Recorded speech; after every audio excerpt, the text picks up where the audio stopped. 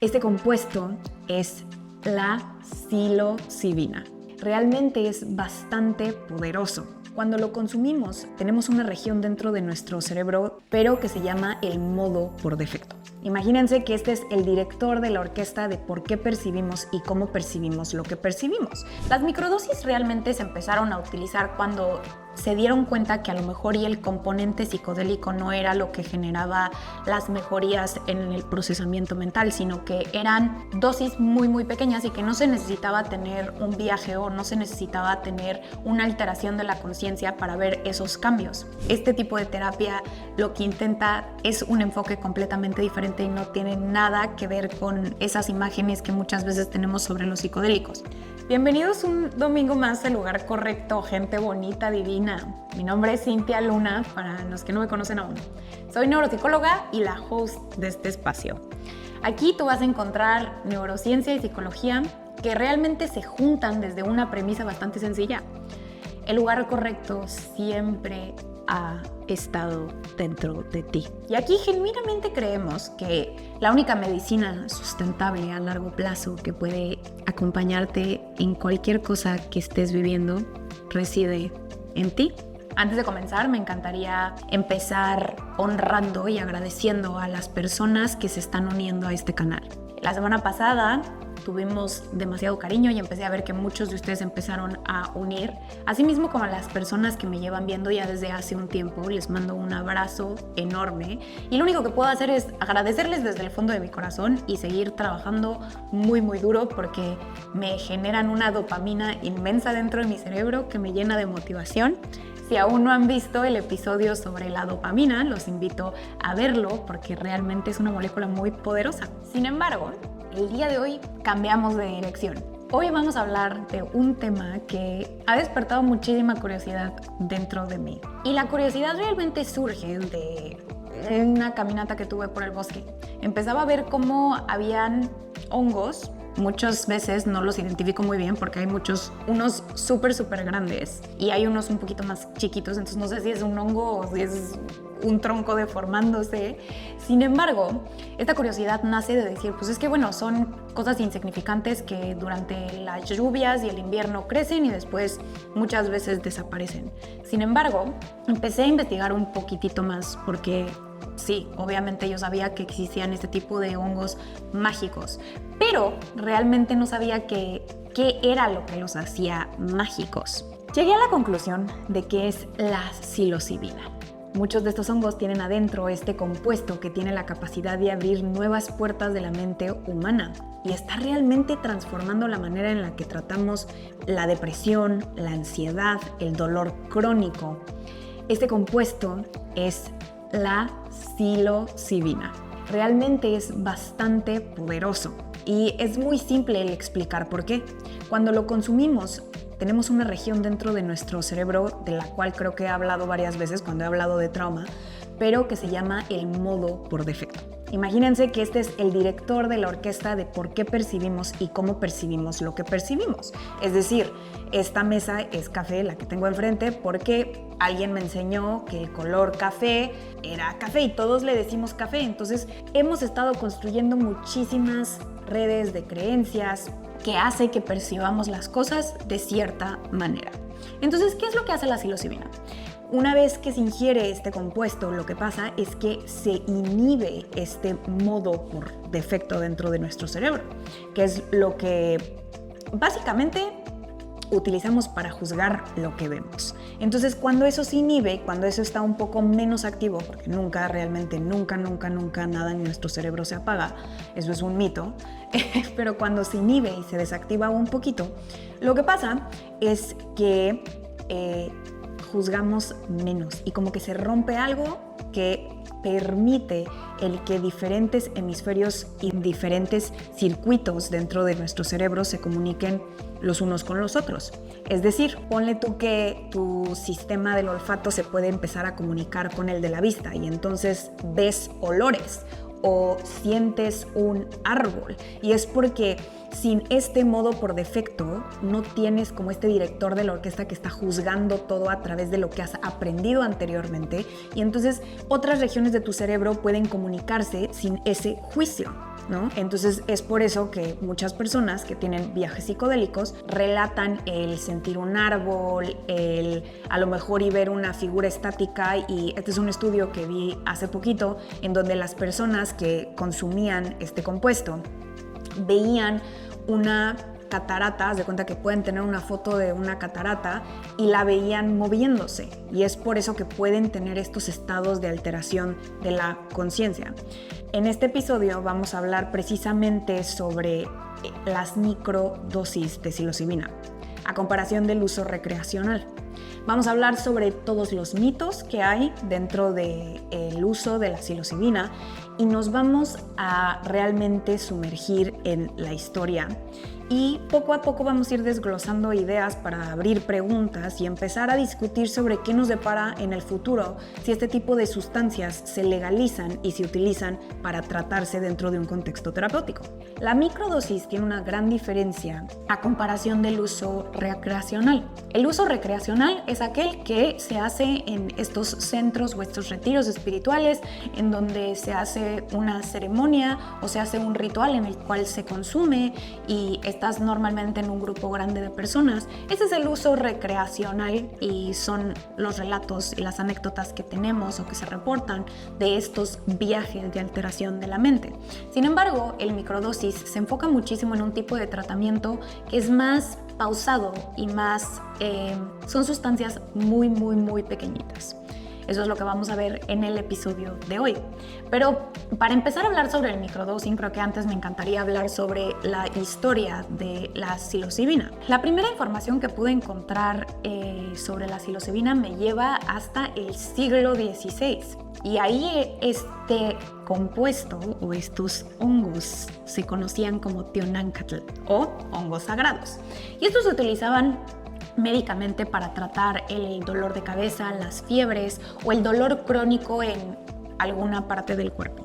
Bernardino de Sahagún era un fraile franciscano y él era conocido como este padre de la antropología moderna porque durante la conquista española él se dedicó durante 30 años de su vida a entrevistar ancianos, a sabios nahuas y documentó todo lo que había visto, escuchado y entendido en una obra conocida como el Códice Florentín. Él decía que solo se tenían que consumir de 2 a 3 hongos para poder experimentar estos estados de alteración de la conciencia. Y todo aquel que los ingería experimentaba diferentes alucinaciones, visiones y una sensación de desmayo del alma. Él describe este desmayo del alma como una pérdida de la fuerza interior. Sin embargo, en 1640, el 94% de la población azteca fue exterminada.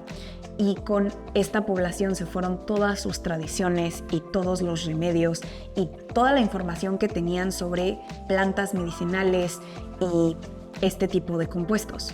No fue hasta 1943 que hubo una persona bastante importante para el desarrollo tecnológico del mundo, Albert Hofmann. Él empezó a explorar en 1943 estas propiedades alterantes del LSD. Y si no hubiera sido por él, nuestra tecnología no estaría en el lugar en el que estaría, ni tendríamos los avances científicos que hemos tenido. ¿Por qué? Ya que gracias a que él empezó a poner su foco y su concentración en este compuesto, Francis Crick, uno de los co-investigadores, relata haber podido descubrir la estructura del doble hélix del DNA gracias a este compuesto. Asimismo, Kary Mullis fue quien descubrió una forma de automatizar la reacción en cadena polimerasa. Y ella afirma que esta idea se le ocurre tras un viaje de LSD en San Francisco. Y es ahí cuando San Francisco se convierte en la capital del mundo de la psilocibina. Para el 2005, el fundador de Apple y una de las figuras más influyentes de Silicon Valley, Steve Jobs, destaca que el LSD realmente fue la parte crucial que le ayudó a desarrollar todo lo que hizo, que realmente sus creo que tuvo bastante viajes y en su biografía Walter Isaacson habla de eso. Es una biografía muy muy buena que a mí me acuerdo que me movió muchísimas cosas el entender cómo una mente tan complicada funcionaba, o bueno, no es de que lo entiendan su totalidad, pero sí te dejan ver esta biografía que está bastante larga, te deja ver un poquito sobre la psicología de Steve Jobs, pero que él utilizaba el LSD para su creatividad y para crear muchísimos de los dispositivos que hoy nos ayudan a conectarnos. Un ejemplo de eso sería que ustedes no estarían viendo este episodio si no fuera por Steve Jobs, ya que lo estoy grabando en un iPhone. Y aunque en ese tiempo desde Albert Hoffman ya se empezaba a acumular muchísima evidencia científica que sugería que mejoraba la manera en la que pensábamos, en la que procesábamos nuestra emoción y que nos ayudaba muchísimo a mantenernos creativos. Las investigaciones científicas fueron prohibidas de manera abrupta, ya que muchísimas agencias gubernamentales tenían muchísimo miedo de que la población no pudiera manejar el uso recreacional de este compuesto. Y les daba muchísimo miedo que las cosas se salieran de control. Hay muchísimas teorías conspiratorias del por qué se hizo, pero realmente a mí me gustaría creer que se hizo porque se estaban avanzando muy rápido las investigaciones en las cosas positivas que tenían, pero no se estaba investigando tanto los riesgos que tenían y los potenciales peligros que se podían correr si esto se permitía en una escala volumétrica. Sin embargo, una de las personas que participaba de manera constante dentro de estas investigaciones se llamaba James Fadiman. Este fue una persona que ha sido muy, muy importante. ¿Por qué? Porque él se obsesionó con este tema y él quería entender absolutamente todo. Entonces, a pesar de que se prohibieron las investigaciones científicas, él se va por su cuenta a explorar este tema y a irse a muchísimos viajes para poder escribir una obra maestra que él saca en el 2011. Esta obra maestra es una de las obras que está ayudando mucho al campo terapéutico para saber cómo lidiar con esta sustancia y cómo son estas microdosis y cómo manejarlas. En la descripción de este episodio ustedes van a encontrar un link a esa obra maestra. Se llama, si no me equivoco, La Guía del Explorador Psicodélico, una guía segura y terapéutica para los viajes sagrados. Como lo mencioné antes, este episodio habla sobre la microdosis y el tratamiento con las microdosis, y que hay una gran diferencia entre las microdosis y el uso recreativo de este compuesto. Las microdosis realmente se empezaron a utilizar cuando se dieron cuenta que a lo mejor el componente psicodélico no era lo que generaba las mejorías en el procesamiento mental, sino que eran dosis muy muy pequeñas y que no se necesitaba tener un viaje o no se necesitaba tener una alteración de la conciencia para ver esos cambios.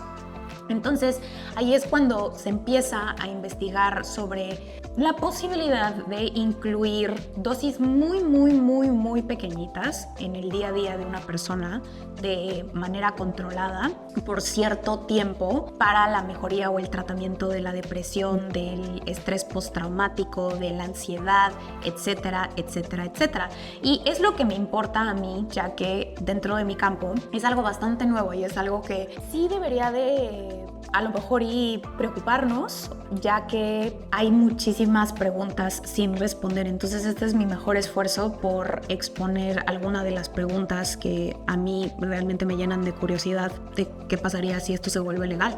Pero el microdosis se refiere específicamente a dosis súper pequeñitas de estos componentes psicodélicos. Y lo que buscan realmente es una mejoría en la concentración, en la creatividad y en la satisfacción que vive una persona sobre su vida, su estado de ánimo. El uso recreativo busca muchísimo un tipo de limpia, un tipo de reset, un tipo de, lo he visto que lo mencionan mucho, que es como la muerte del ego, un tipo de cambio de identidad.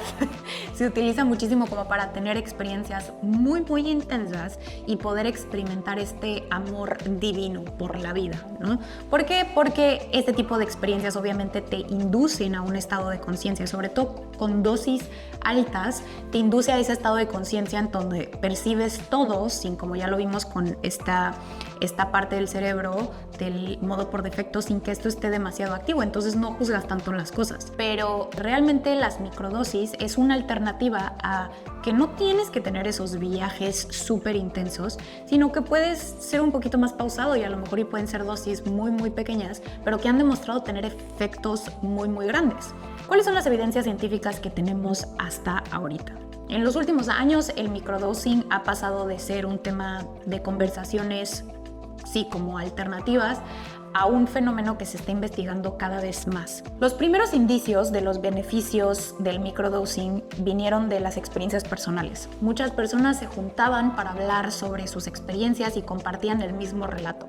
A mí me está ayudando muchísimo, no a mí en lo personal, sino que los relatos que daban era que les ayudaba muchísimo a mejorar su productividad, su concentración, y que personas que vivían una depresión bastante crónica, con el tiempo empezaron a ver que ya no lo percibían y se empezaron a volver personas bastante funcionales. Parecía que estas microdosis, lejos de ser alucinatorias, tenían un potencial de ser herramientas para las personas que vivían a lo mejor y una deficiencia de satisfacción de vida o una deficiencia de ganas, sí, por existir, y les ayudaba muchísimo a ver las cosas desde otro lugar. Sin embargo, esos eran únicamente relatos que las personas daban y realmente en algún punto empezaron a necesitar evidencia científica sólida. Poco a poco, esta práctica se fue extendiendo. Y ahí es cuando los científicos empezaron a ver cómo funcionaba este compuesto en escenarios más controlados, experimentos controlados. Y lo que encontraron es que la microdosis de psilocibina tenía un efecto en cómo percibíamos el tiempo. Que las personas, haz de cuenta que es como si se hubiera detenido el tiempo y tenían como esta sensación de que el tiempo no pasaba, ¿no? Entonces que, por ejemplo, si estaban en su jardín, disfrutaban de hacer jardinería, o si estaban leyendo, se perdían dentro del libro, porque alteraba muchísimo en cómo percibían el tiempo. Muchas veces cuando estamos muy receptivos al tiempo, no sé si han escuchado eso de que cuando todo el tiempo estás volteando a ver al reloj es porque no lo estás disfrutando. Bueno, pues lo que encontraron es que estas microdosis alteraban ese tiempo, de que literalmente se paraba el tiempo y podían sumergirse las personas en lo que sea que estuvieran haciendo. Pero no solo eso, sino que mejoraba muchísimo el estado de ánimo. Una persona de depresión crónica se empezó a volver poco a poco un poquito más funcional, y esos fueron los cambios que empezaron ellos a ver. Además de eso, la concentración era algo que en todas las personas se veía que había una mejoría extrema. Las cosas y las cosas que encontraron que eran un poquito más útiles era la manera en la que procesábamos y nuestra capacidad de tomar decisiones. Ahí se encontraron como efectos súper sutiles, realmente no eran tan insignificantes. Y comenzaron a hacer experimentos que, haz de cuenta que utilizaban un grupo que le daban un tipo de efecto placebo, y a personas que sí le daban una microdosis de compuesto con este compuesto de la psilocibina. Se dieron cuenta que realmente no había diferencia significante, y que aquí surgía la pregunta de que si realmente el microdosing es algo que funciona o simplemente era por la expectativa que tenían los participantes de lo que el microdosing debería de hacer. Entonces ahí es en donde poco a poco empezaron en paralelo también a hacer estudios sobre qué efectos tenía la microdosis en dolores un poquito más crónicos del cuerpo, y se dieron cuenta que aliviaba estos efectos sin alterar cómo pensábamos o cómo funcionaba nuestra mente, y también sin tener estas alteraciones de la conciencia que muchas personas describen, como el ver un árbol, o ver los olores o ver los sonidos. A pesar de todo, realmente yo he visto que este campo está todavía muy nuevo, y la ciencia ha comenzado a desenterrar estas respuestas, pero poco a poco también me doy cuenta que al desenterrar estas respuestas hay más preguntas y más preguntas y más preguntas, como ¿cuál es como la medida universal para la microdosis? Porque una microdosis para yo que peso 70 kilos no puede ser lo mismo para una persona que a lo mejor y pesa 52 kilos. Entonces que no hay todavía como bien establecido qué es la microdosis para una persona y qué es una microdosis para otra persona. Asimismo, como que no se ha visto, por ejemplo, hay personas que naturalmente producen más DMT, que también es una sustancia dentro de nuestro cerebro que tiene este compuesto también alucinógeno. No se ha visto, hay personas que lo producen de manera más natural. Normalmente son las personas que tienden a meditar más o que tienden a hacer más actividades que no tengan tantos estímulos, o gente que está muy acostumbrada a estar en silencio y todo eso. Normalmente reportan tener, un poquito más de producción de DMT que otras personas. Entonces, una microdosis a ellos a lo mejor y les impactaría muy diferente a como les impactaría a una persona que está sobreestimulada constantemente. Entonces, son preguntas que han salido a raíz de encontrar más respuestas. Pues sí, sabemos que tiene un efecto grande en la concentración, pero ¿a poco sí puede ser para todas las personas? Hay mitos muy, muy comunes sobre el microdosis y es porque está creciendo muchísima popularidad alrededor de este tema. Han habido muchísimos malentendidos en torno a los efectos y a la seguridad que podría causarles a algunas personas. Algunas personas, la simple mención de un psicodélico evoca como imágenes de locos, los lleva de regreso a los 60s, en donde todos eran unos hippies y todos estaban desnudos por la vida, y realmente este tipo de terapia lo que intenta es un enfoque completamente diferente y no tiene nada que ver con esas imágenes que muchas veces tenemos sobre los psicodélicos. Hay muchísimo constructo social alrededor de ellos y sobre las personas que los consumen. Creo que sí hay un juicio que se da a partir de el simple hecho de escuchar esta palabra psicodélico. Pero uno de los mitos más comunes es la creencia de que el microdosing genera efectos alucinógenos. Muchas personas tienen mucho miedo de que incluso dosis muy pequeñas podrían tener esta alteración de la realidad. Sin embargo, aquí la ciencia sí ha sacado la casta y dice que las microdosis que normalmente se utilizan para estos experimentos están muy, pero de verdad muy por debajo del umbral necesario que se necesita para producir esta inhibición del modo por defecto, esta parte del cerebro que nos ayuda a juzgar y tener menos actividad dentro de esta región requiere de una dosis muchísimo más alta, y normalmente en los experimentos en donde se estudia la microdosis no está presente, está muy por debajo de ese umbral. Estas cantidades son tan bajas que no producen realmente alteraciones perceptibles. Y realmente sí se ha visto que las personas que tienden a tener este tratamiento no experimentan ningún tipo de alteración de mente. Otro mito es la idea de que el microdosing puede llegar a ser adictivo, y este es un temor bastante grande.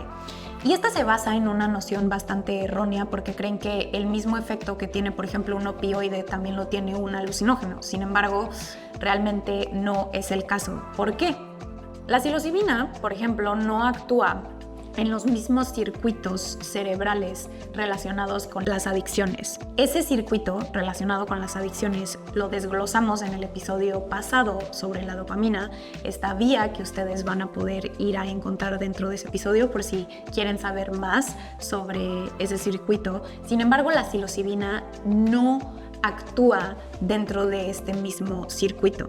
Además de que las prácticas del microdosing normalmente no es algo que se consuma a diario, realmente se hace en intervalos y es un tratamiento que una persona da. Ya hay lugares en el que se está conduciendo este tipo de tratamientos y se da en intervalos de tiempo. Entonces hay veces que se consume y hay veces que no se consume, y no es algo diario. Y esto lo hacen para evitar el que se acumule la tolerancia y el que te acostumbres a esta sustancia. Y de hecho, más allá de generar esta adicción o este hábito, por ejemplo, que hay muchísimo cuando uno consume otras tipo de sustancias que, por ejemplo, te da muchísima hambre después, este tipo de hábitos adictivos o que tengas esta sensación de depresión después de haberlos consumido y que tengas a lo mejor que estimularte más con otras cosas, este tipo de hábitos no se encuentran y no se han sido reportados dentro del consumo de la psilocibina. Y esto se debe muchísimo a que todo lo contrario, las personas que han tenido este tipo de tratamientos reportan y se han podido observar que más allá de tener estos hábitos adictivos y estos hábitos estimulantes, todo lo contrario, la manera en la que procesan emociones es muchísimo más rápido y tienden a reducir estos hábitos adictivos. Otro de los mitos es que realmente no hay evidencia sólida que sugiera que esto es algo bueno. Sin embargo, sí, aunque se empezó esta recopilación de estos datos o de este compuesto por los relatos que las personas tenían que lo utilizaban de manera recreacional, se ha hecho un sinfín de evidencia científica que ya se puede encontrar, que es bastante sólida, la verdad. Sin embargo, es súper importante entender que la evidencia científica muchas veces utiliza cierto grupo de personas con cierto grupo de características biológicas. Un estudio conducido de manera correcta agarra como un tipo de muestra de diferentes perfiles para ver cómo reaccionaría ese compuesto en diferentes tipos de personas. Sin embargo, no siempre todos los individuos estamos representados dentro de esa muestra que utilizan dentro de estos experimentos. Entonces, aquí es el mismo caso que no todo lo que diga la ciencia va a ser cierto para ti y para todos los individuos. Y es por eso que todos tenemos que informarnos, todos tenemos que aprender a escuchar nuestro cuerpo, todos tenemos que hacer nuestra propia investigación individual, porque muchísimas cosas aún no se contestan. Se ha visto poco a poco las partes positivas y, como lo mencioné, lo negativo todavía no está tan concreto e investigado. Hay una persona súper influyente dentro del campo del trauma y es Bessel van der Kolk. Él hace un libro que se le conoce como El cuerpo lleva la cuenta y ha sido un boom dentro del campo del trauma. Y aunque él es conocido por el trauma, últimamente en bastantes entrevistas él ha expresado su interés por las microdosis de psilocibina y ha dicho que es algo que él está empezando a investigar porque específicamente en la regulación del sistema nervioso está demostrando tener efectos duraderos y que se puede llegar a volver una manera en la que lidiamos dentro del campo terapéutico con diferentes trastornos mentales. Él es uno de los pioneros en la investigación dentro del campo del trauma y más adelante, si publica un estudio bastante sólido, puede que haga un episodio desglosando lo que encuentra, porque creo que este hombre es bastante inteligente y hace evidencia científica bastante sólida. Por el otro lado, un relato específico que se tiene acerca del uso de estas sustancias es una persona que se llama Kimberly Shannon Murphy. Ella hace poquito yo la conocí por una entrevista que hace en un podcast que se llama Rich Roll. Es uno de mis podcasts favoritos. Desde hace muchísimos años yo escucho a Rich Roll, pero ella también escribió un libro que se llama Glimmers. En este libro ella relata que viene de una familia en donde el abuelo tenía un tipo de patriarcado dentro de la familia en el que abusaba físicamente de todas las mujeres de esa familia, de su mamá, de su abuela, de sus primas, y que era algo súper normalizado. Esto la dejó con un trauma inmenso, tanto que en el tiempo se empezó a dedicar a hacer el doble de las películas, de muchísimas películas súper famosas. Probablemente si han visto películas de acción, ella ha sido el doble de muchas, de Cameron Díaz, y hacía cosas extremas, y ella decía que el hacer cosas extremas a ella le validaba, como si el hacer algo que le generara dolor físico era como si ella pudiera validar el dolor interno que ella experimentó, porque cuando ella tiene 15 años, ella empieza a recibir estos flashbacks de lo que le pasó, de algo que era súper normalizado y que todas las personas decían, es normal que te sientas así, sobre todo mamá y papá, porque nadie quería hablar sobre el tema y mejor hay que callarnos. ¿Por qué? Porque, claro, dependían todos económicamente del abuelo. Su historia es bastante fascinante y escucharla hablar es algo impresionante. El libro está muy bueno, igual se los voy a dejar en la descripción de este episodio, pero ella habla sobre la transformación que pudo tener gracias al uso de la psilocibina. Ella dice, quiero escribir un libro acerca de esto porque todavía no sentía que había sacado todo el dolor que tenía dentro, aunque ha estado años y años y años en terapia. Ella decide escribir un libro, el libro que les voy a poner en la descripción, se llama Glimmers, y es todo lo contrario a lo que es un detonante emocional, estos triggers. Entonces yo no sabía eso, pero es un dato súper curioso sobre que la palabra contraria a un trigger es glimmers, que son como estos rayos de sol a el alma, ¿no? En lugar de sentirnos detonados emocionalmente y asustados y ansiosos, un glimmer es como esas cosas que nos hacen sentir en paz y como si la vida valiera la pena. Entonces, ese es el título de su libro, pero ella habla sobre que al empezar a realmente escribir este libro, ella intenta contactar con las personas más picudas del campo del trauma. Contacta a Gabor Mate, que en unos minutos vamos a hablar sobre su visión de estas sustancias. Él le dice, perfecto, ¿quieres escribir un libro? ¿Quieres que yo te ayude para entender el trauma y como las raíces de este trauma y de lo que se te generó dentro de tu familia? ¿Has considerado consumir plantas medicinales o este compuesto? Y ella le dice, no, pero primero, como ella viene de una familia en donde también había muchísimo alcoholismo y muchísima adicción, pues ella dice, no, yo no quiero consumir nada para tener que sanar. Sin embargo, le dice, lo podemos hacer en un entorno terapéutico, yo estoy de la mano contigo y no es de un jalón.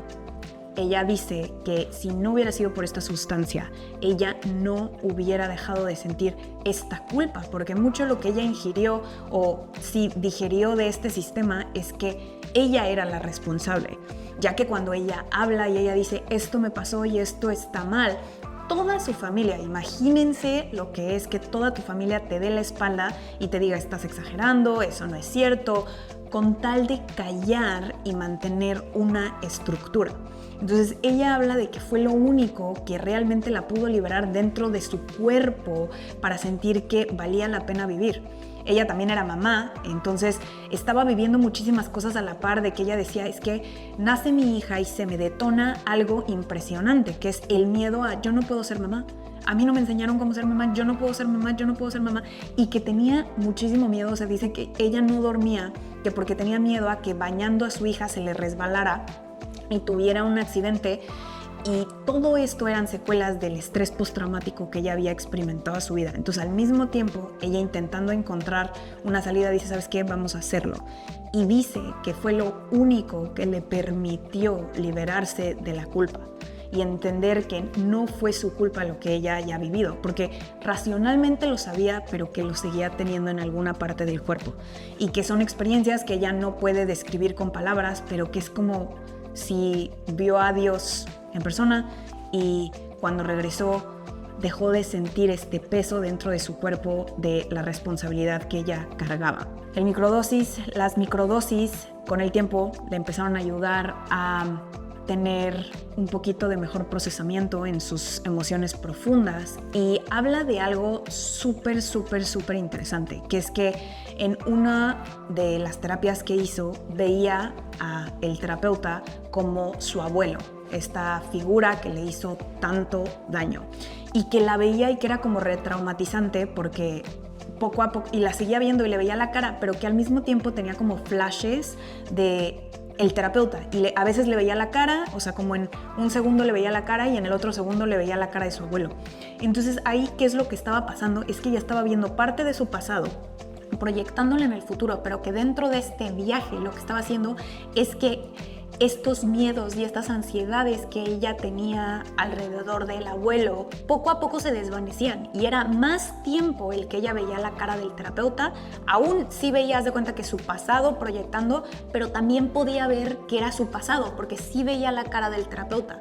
Entonces ella habla que esta experiencia fue crucial que porque poco a poco empezaba a ver más la cara del terapeuta, más la cara de su abuelo, y empezaba a entender, ya no estoy ahí, ya no estoy ahí, ya no estoy ahí, ese es el pasado, no lo puedo proyectar en mi esposo, en mi pareja, en mi hija. Y ella se daba cuenta, y esta realmente era el parteaguas para la neuroplasticidad dentro de su cerebro, para empezar a entender cuando ella se detonaba emocionalmente, ella decía, es el pasado, ¿no? Y empezar a sacar estos rezagos del cuerpo, y es algo que a mí me pareció impresionante, porque lo que testifica, se ha estudiado de manera, muchos de los científicos que están obsesionados con este tema han reportado exactamente lo mismo, que se proyecta el pasado, y que si hay un componente de memoria que se proyecta en lo que estamos viviendo y en los viajes y en el sentido que le damos al viaje que estamos teniendo, pero que hay una parte de conciencia que entiende que es el pasado, y es como si hiciera clic el ya no estás ahí.